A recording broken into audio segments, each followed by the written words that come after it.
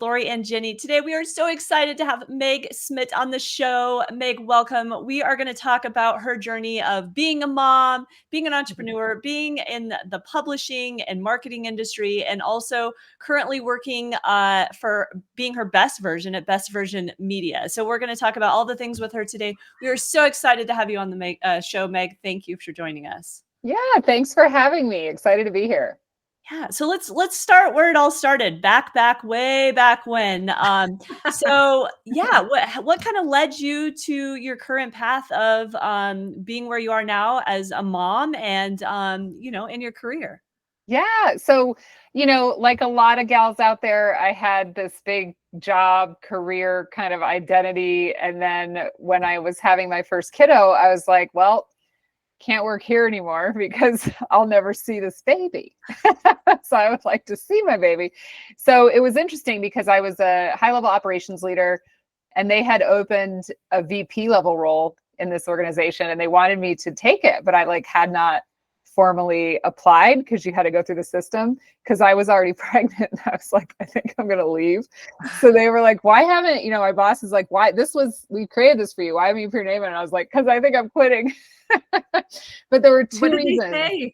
It was culture, because he wanted to know, why would you're like, the up and coming. And I was like, listen, there's two reasons. One is the culture at that VP level was super cutthroat, which is not my MO at all. They would have eaten me alive. And I told him that. I was like, the culture that has developed here for whatever reason at that level and above, these VPs, there's like a dozen of them.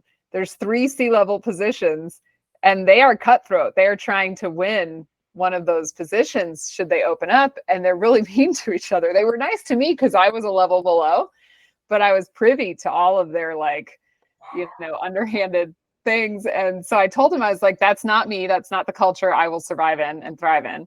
And they work more than I do. And I'm about to have a baby and I don't want to never see my child. I mean, I was working, 50, 60 hours a week and they were there more than I was. And I was like, oh, there's better ways to live this life. And I didn't mind when I wasn't a mom. Yeah. But, as soon as you're going to be a mom, you're like, I need balance. It's crazy how much we hear that, how often we hear that, and how many women have made that shift or just realized I can't be a good mom and be working this amount of hours. Yeah, it's no good for anybody. So anyway, I left that and I tried on a lot of different MLM and coaching and different types of roles. And I didn't really find anything that was perfect for me until I ran into Best Version Media. And they really promote work-life balance. And it's a great income opportunity, even if you're not working 50 or 60 hours a week. So, and it's very flexible. I can work from home. I can do what I need to do mostly during the school day. So I love it. And I'm very happy to have landed here. And originally I landed here because I was promoting a coaching business for nutrition coaching. And someone presented the advertising opportunity to me through Best Version Media. But our primary product are these fun, neighborhood magazines. And my neighborhood didn't have one yet. And I was like, well, why don't we have one? Yeah. So my friend Kim was like, well, you could start one. And here we are. I love it. I love what you said too about culture. I think that is, especially understanding what it was like at that top level. And I'm proud of you for saying something. Yeah. Oh, it was so obvious that I would be eaten alive. I don't have that, vindictive, cunning, it's just, I'm here to have fun and I love Best Version Media because we promote good news only. So it's I love it. The perfect space for me because I don't like watching the news. I don't like anything negative. And so I just would have been, I don't know. I just would have been in paralysis. Soul crushing, at right? That company at that level. Yeah. I would have been so did you take a break, Meg, between, that kind of opportunity that you kind of walked away from, did you take a nice solid break? Because you have 2 daughters. I do. Yeah. So you had one, I'm guessing around that time. Did you just not do anything or were you still kind of I did. So I ran into a different opportunity. I was a franchise owner for a few years with Fit for Mom. So that's the gals that are exercising at the park with the strollers. And I had seen that. I was living in Chicago before we moved here to the Denver area.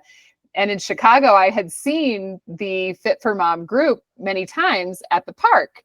And so it was in the back of my mind, like, oh, if I ever have children, this is a good way to find moms and get in shape and, you know, just help your body through the healing process of everything. And so when I got here, there wasn't one in my area in Golden. And so I got with the organization and went to training to become a fitness instructor. And I'd already always gone to fitness classes. Like I was never an instructor before, but they have a fabulous training program. And so I did that and then taught those classes, and a couple other gals who I still know taught with me. And, you know, it's fun. So it was a really good way. And I was new to this area. So I really needed like a mom tribe. Yeah. You know? Yeah. So I immediately met all these moms, and my baby and I had this little posse. That's the best.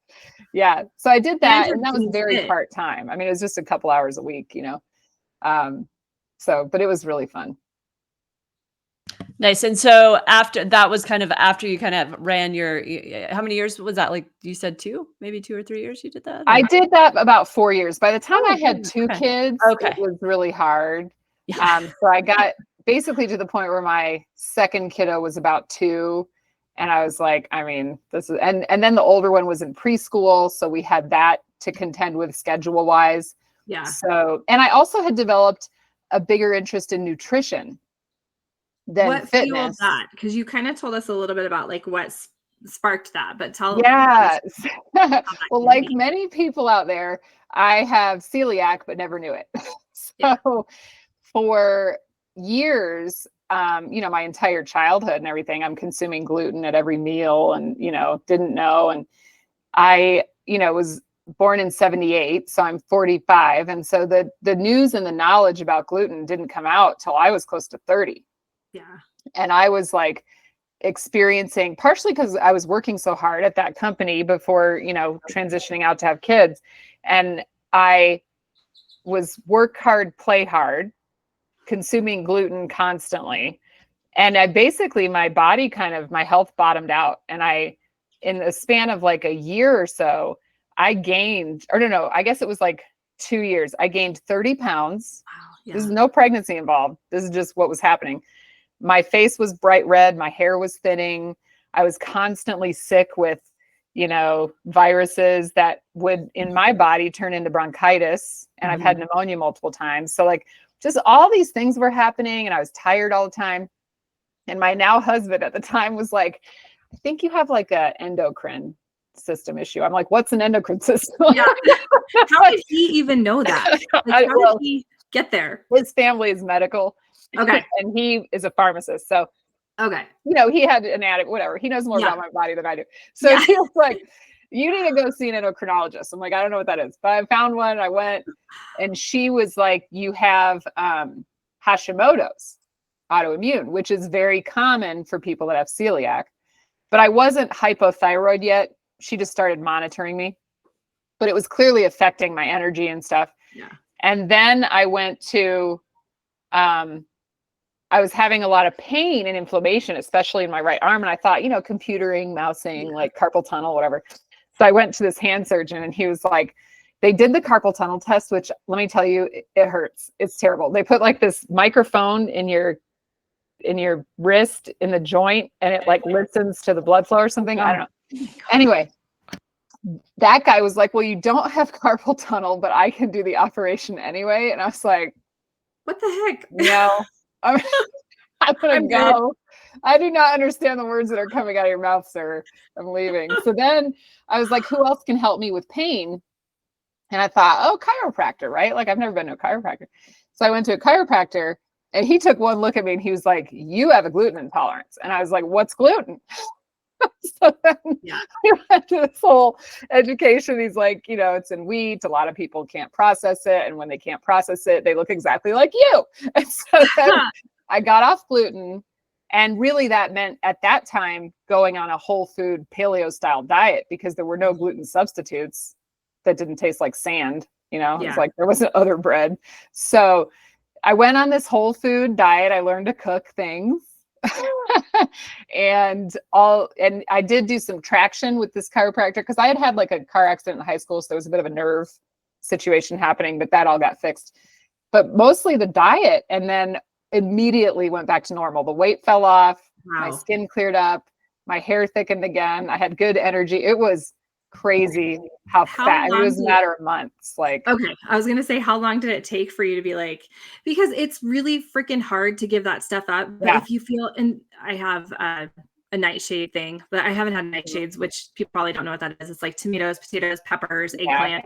I haven't had it since I was 19, so a very long time. And people are like, that must be so hard. I'm like, no, because I felt so shitty eating them that I don't miss it at all. Yeah. Well, and I'm mostly off most grains now. Like at that time I was still eating rice and things like that, but now I'm pretty much off of all of it. And so anyway, yeah, I just had such a miraculous recovery from gluten that I started to really get into nutrition too.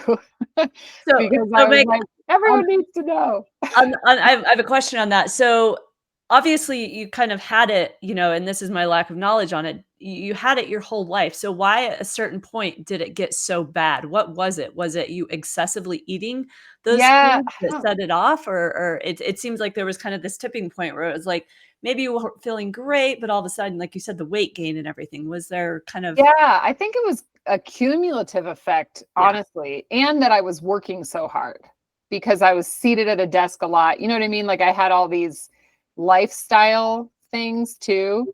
And I would go out after work and have beer and pizza. You know what I mean? Like I was a dumb, like college kid diet person.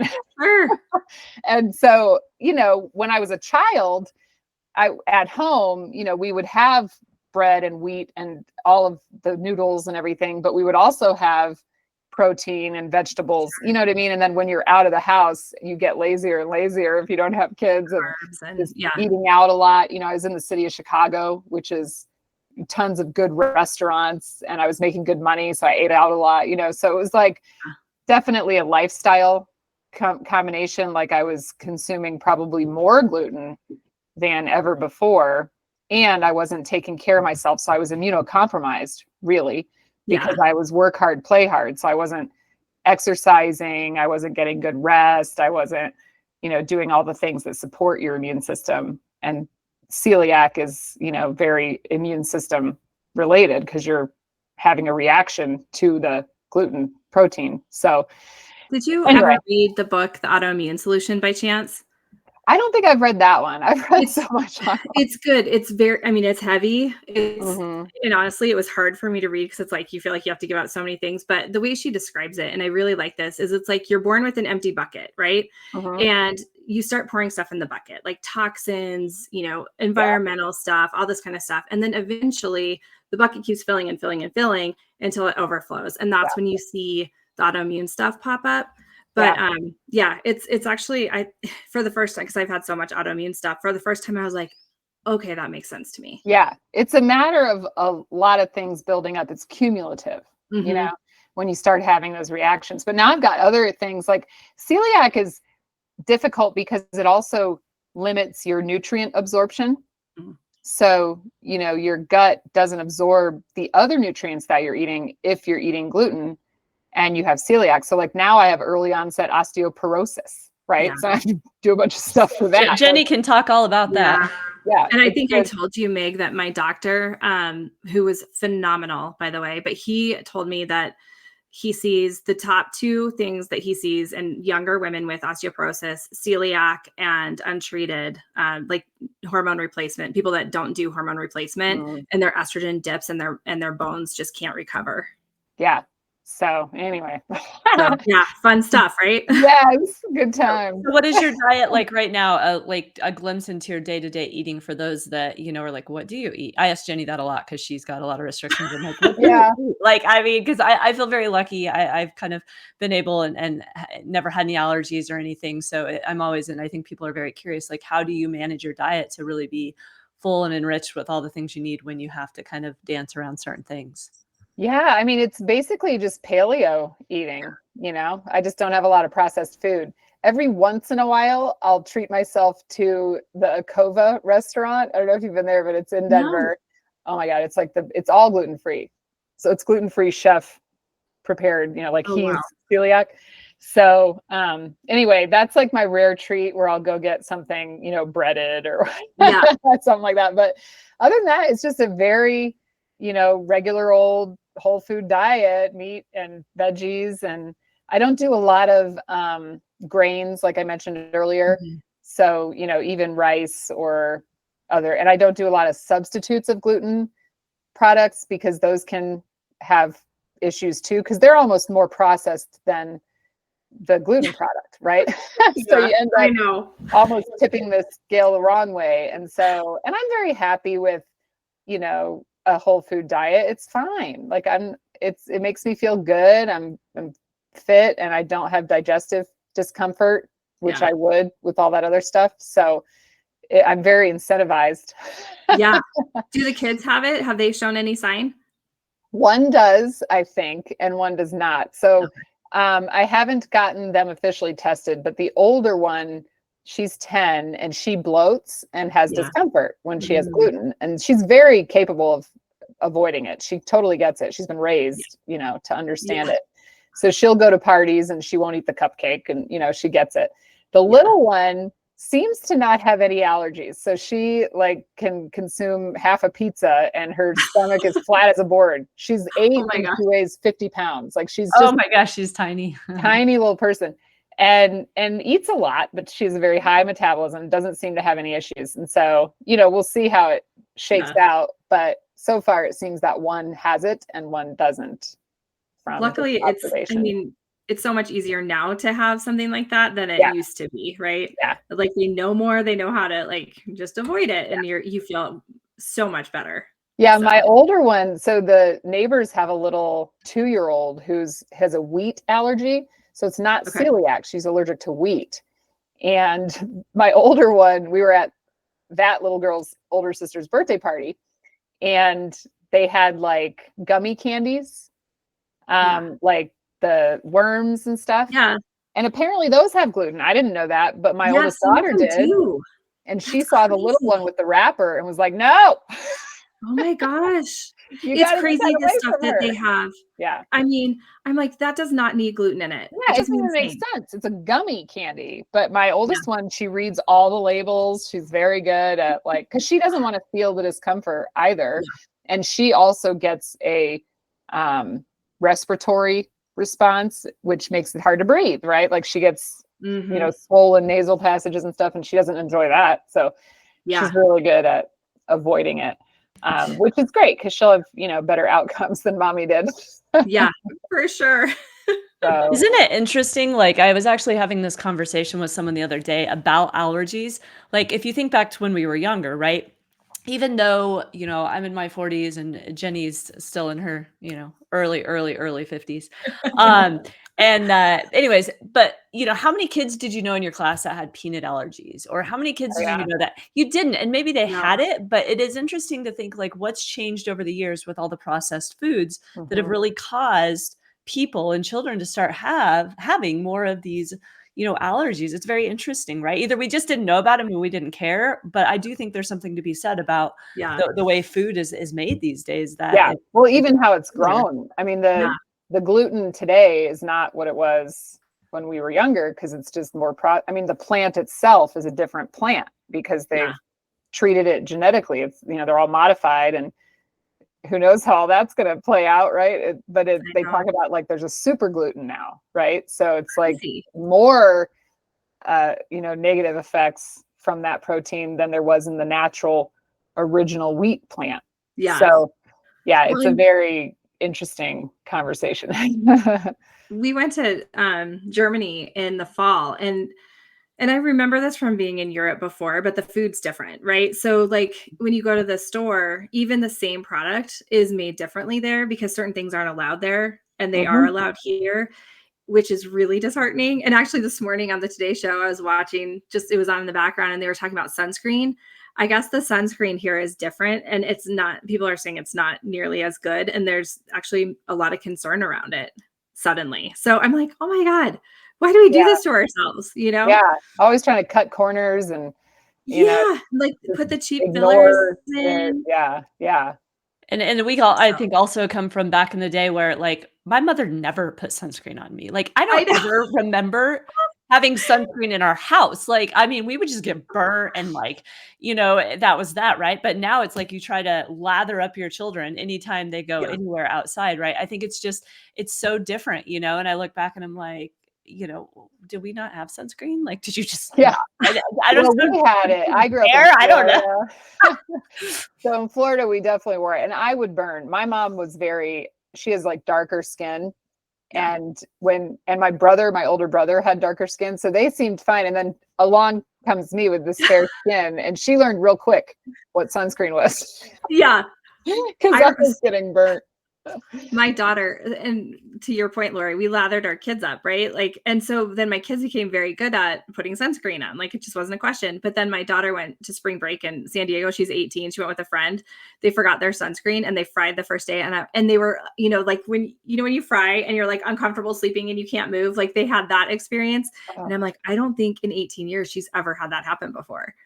Yeah, that's wild, right? Because that reminds me of childhood. I mean, I remember it when I was like 7, Yeah. You're like blisters. You're like, oh, okay. Yeah, you learn fast. Oh. So Meg, let's talk about your daughters. So the age gap is what, 2 years, you said? 2 or Yes. 3? Okay. Yeah. So are they- one's in fourth. Well, they're finishing up fourth and second. Okay. Okay. Are they buddies? Like, do they have things in common? Like, how is their relationship? They're really close. I mean, they have moments, where they're just irritable, but yeah, for the most part, they are each other's little besties. And they are very into crafting and most performance related arts. So lots of singing and dancing and crafting. And so, yeah, they are right now. I don't think I have one around. They're usually, sitting on my desk too, but they've been making like these 3D dragons and like animal masks, like multimedia. I don't even know. I don't like help them figure it out, but they have YouTube. Yes. And they learn how to make whatever it is they're working on. And my 10-year-old just got interested in like steampunk. So really? that look like, and it's very craft oriented. I was like, Yeah. I'm on board with this project. Like, can we get some hats and put the dials and stuff on them? So anyway, I'm looking forward to that. I love seeing all the things that they are interested in. And to your point, like YouTube, my kids, like my youngest, knows how to do makeup and hair. Like I never knew how to do. That's cool. Yeah, really we didn't have that, right? Yeah, we didn't. No, we had trial and error, and it usually was error. That's really cool. Yeah, they can do like these makeup artists. I mean, they could the contouring. Yeah. Where there's this one guy on Pinterest, I think, and he's a male. Yeah. But he can do contour makeup and look like any woman. It's awesome.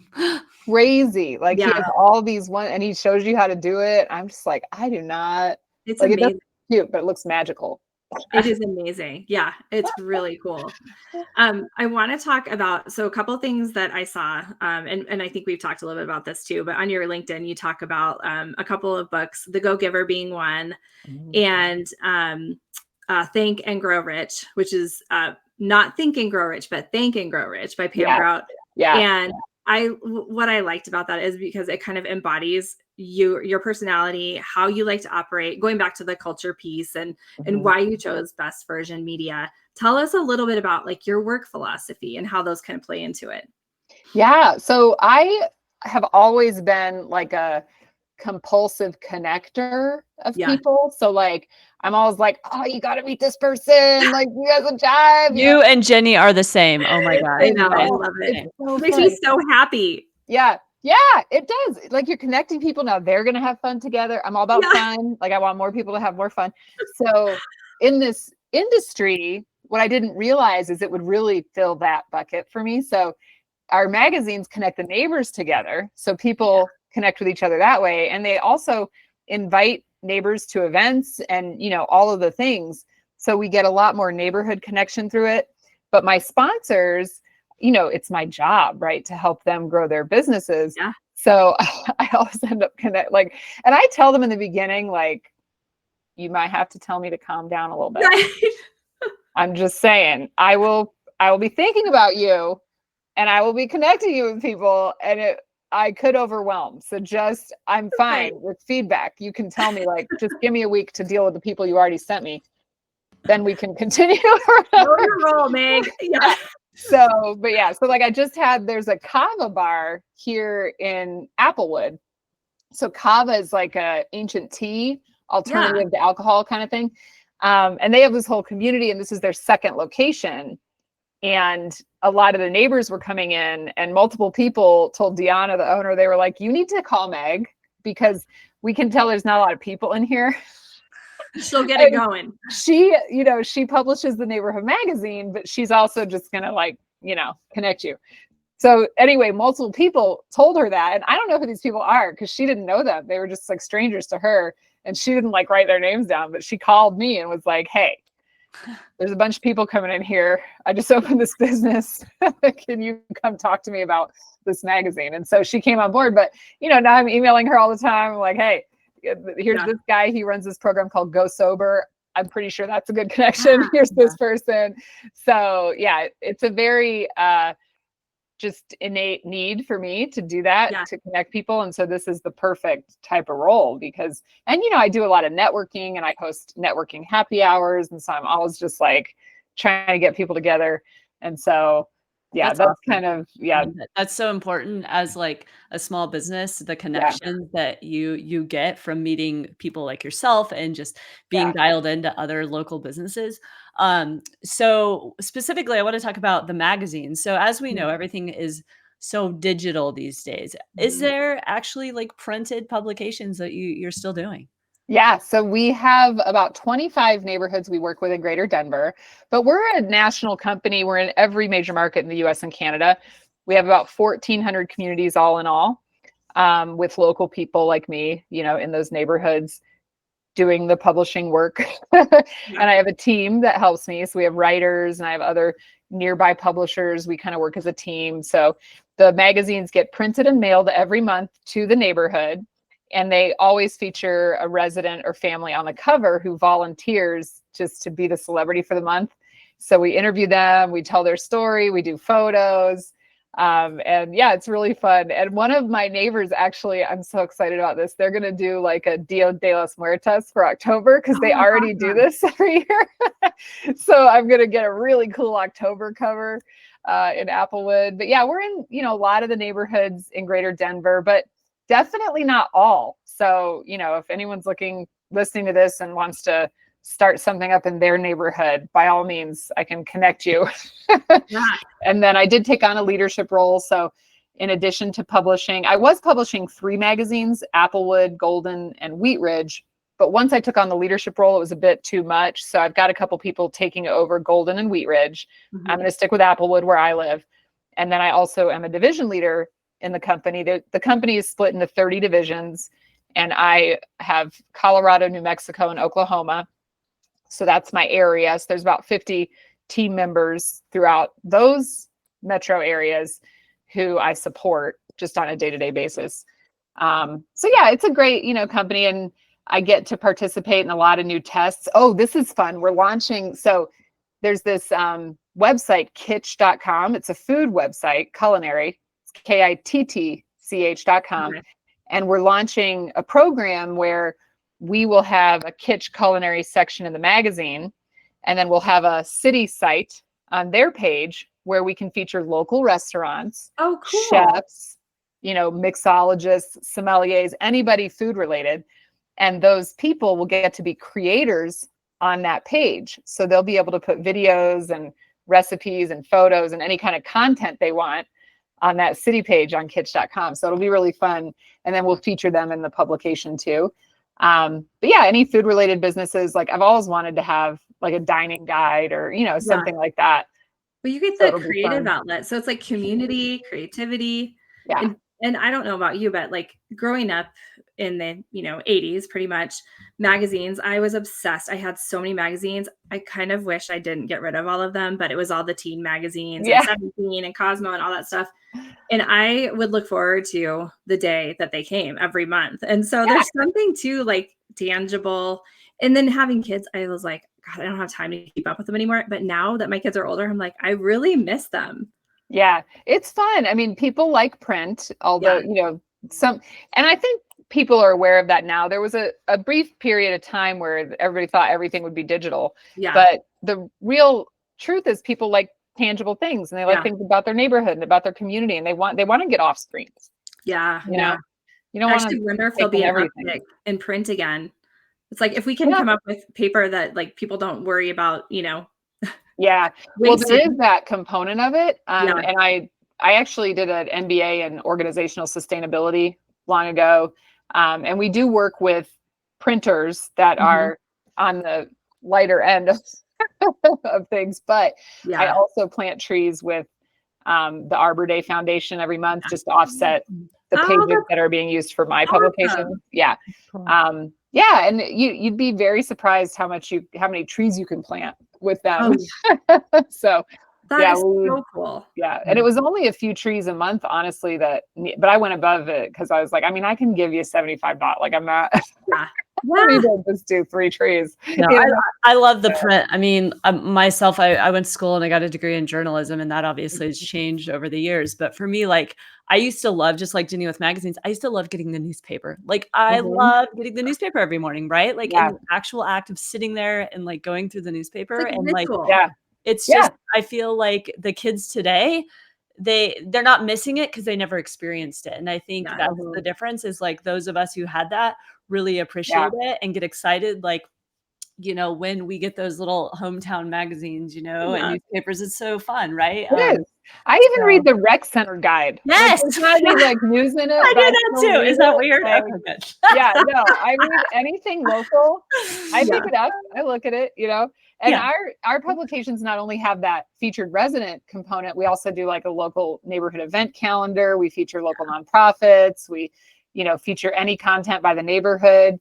And so, content just comes to us because people are like, oh, I want to put this in the magazine.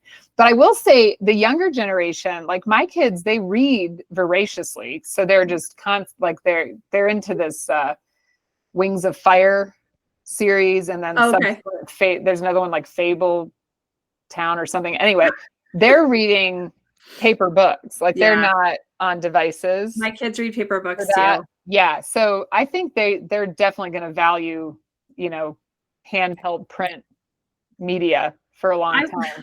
I wouldn't be surprised. I think some of them are getting tired of, even though their brain is still telling them to scroll, I think some of them are getting tired of it, and more. I wouldn't be surprised if there's a swing back the other direction. Yeah, it's just too much.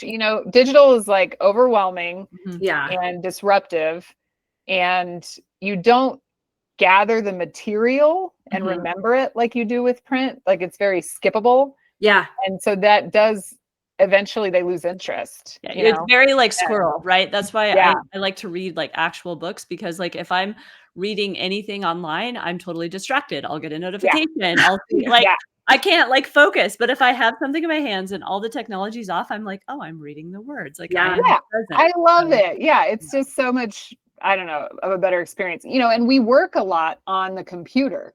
And our kids are on the computer at school. And so it's a nice point in the day when I can have that relief experience where I close the laptop. Yeah, great. And I can turn the phone off, and I don't have to like deal with another screen for a while. And so I love the smell of books. The smell of books. Yeah. Like it's nostalgic for me. We went into Target this weekend. It's a scent related story. We went to Target this weekend and we were walking through the swimsuit aisle, and I was like, stop. And I took a breath and I go, do you smell that? And my daughter's like, what is happening? I'm like, it smells like swimsuit. She's like, yeah, we're in the swimsuit aisle. And I was like, I know, but it reminds me of when you were little and you're like, Mom, I need swimsuits for summer camp. And it's just like, it takes you back in time. Yeah, totally does. So Meg, we only have a few more minutes, but I want to ask some questions that I always are my favorite. And that's, what are you most proud of? And, what are you looking forward to? Oh, good ones. I mean, I think I'm most proud of my kiddos. Like they are just the most, you feel that way as a mom, like they're just the most magical people you've ever met. But my two, the thing that always surprises me is yesterday I was on a call and the principal called, the school called, I know it was her, but my daughter had been sick earlier in the week. So I thought, I might have to go get her. So I put the, Zoom on hold and answered the phone. And she was like, do you have a minute? It's Mrs. Barker. And I was like, yeah, is Delaney okay? Like I was in a meeting, but I put it on hold because I know she was sick. So I figured, it was the nurse. And she was like, no, but I'll let her know why I'm calling. And then I was like, oh, she's in trouble. Right. But they do this positive office referral where if a child does something good, they get sent to Mrs. Barker and they call the parent and tell them. And so it was a positive office referral. And the reason she got it is it's my older one, and the little one gets this feedback too, but she's always helping other kids in the classroom and just, helping them not feel frustrated over a project or this or that, and trying to help them along and just be supportive. And related to that, I've been stopped in the hallway multiple times by people I don't know at the school, other parents for both kids, where they say, I just need to tell you that your daughter Delaney or your daughter Brynja is just the most positive thing to my kid. Like they make them feel better when they're sad, or they did this little art project for them to make them feel better or whatever. And the coolest part is I don't know anything about any of this. Yeah. It's like girls don't tell me. No. They're not trying to get credit or whatever, but they're just going out there and they're just trying to make people happy. And so great. I couldn't be prouder of them. That's just the coolest thing to hear, Not fall far from the tree. Yeah. Right. I mean, I want people to have fun, and yeah. It's really just great to hear that. And for both, to hear it on both sides is just so fun. Like one of the moms was a room parent, and the older one, she was like, I gotta tell you, your child is the only one that says hi to me out of the whole class, like all year long. And not only does she say hi, she comes over and she's like, how are you? Like, what's going on with you? That's gonna take her far in life. I mean, that's so cute, right? And these aren't things I tell them to do. I'm not like coaching them. I mean, I say things like be the light, but I don't like say specifically how to do it. They see you. Like Jenny said, they see you and the interactions you have. And they're like, my mom makes people happy and I want to make people happy. And I want to, make them smile. So that is so rewarding. Yeah. And then what are you looking forward to? Well, I think at work, we're doing a lot of really neat things like this Kitsch program with the culinary. And so it's been a very fun way to just expand, because you do the same magazine for like 4 years. Well, actually, I guess we're going on 6. Yeah. You're like, it's the same type of content, and so it's nice to have these different channels that we're playing with. And we also do geo-targeted digital for our sponsors, and we help them with SEO. Mm-hmm. So there's other components to really promoting them to the same neighborhood across multiple channels. So we're always developing new things, and so that's been really fun. And the girls are older, so like I have a lot more like travel bucket list type of things because they pull their own suitcases now. So yes, that's huge. That's kind of a big thing for us. We're going to Hawaii this summer, so that'll be really nice. And then I hope one day, we have relatives in Norway who come here a lot, but I haven't taken the girls yet, and I've been over there. But I want to take them maybe next summer. I think they'll be old enough to go on a big trip like that and meet all their cousins. So I think that would be really fun. So yeah, looking forward to travel and just, continuing to support the local business community with more affordable options to create engagement with the neighborhoods that are important to their business growth. And so, just having, all those tools to help people is exciting, and it continues to grow. Well, on behalf of a local business, I thank you. Yeah. Absolutely. So if local businesses want to get in touch with you, give them all the information that they need to reach out if they're interested. Yeah. So I created a new website recently. You can go to locallegend.media, because we're trying to turn everybody into a local legend. So that's just my own personal site, and you can connect with me through that site. My email is msmit, S-M-I-T, at bestversionmedia.com. And if you want to look at the Best Version Media products overall, that website is great to go to, bestversionmedia.com. We also have Facebook pages for Applewood Living and Golden Living. That one has a Colorado at the end, Golden Living Colorado, and Wheat Ridge Living. So you can visit any of those and, get updated on content, sign up. We do a monthly newsletter if you want to stay in touch. But yeah, those are kind of the best ways to get in touch with me. And I'm happy to help, feature anyone and everyone in the community and, connect people together. And you can get hold of us through our happy hours too. So if you sign up for our newsletter on the website, then you can join us and meet me in person. Love it. I love it. Well, Meg, thank you so much. I mean, you are such a joy to talk to. I mean, you just light up. I mean, we're in the virtual world, but I mean, your smile and your energy is contagious, and I'm sure all the people that you meet and work with love it. So we'll definitely, really tell all our friends about the services you offer, and so lovely having you on the show today. Thank you so much for joining us. And Thank we'll come to you. happy hour so we can actually see you in person. Absolutely. Yeah, I'll send you the next one. I've got a link Perfect. up. So. Perfect. Thank you so much. Awesome. Thanks, gals. All right. Take